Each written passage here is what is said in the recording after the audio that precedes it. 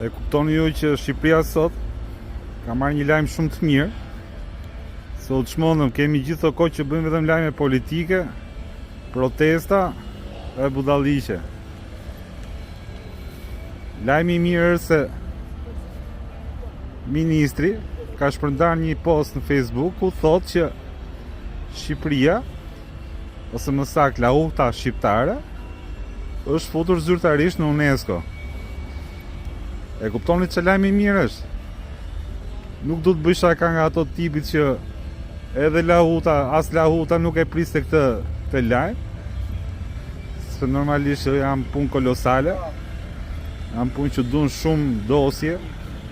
Është një luftë e madhe atje për të futur gjërat më të mira që ka një vend dhe të njihten zyrtarisht nga gjithë bota.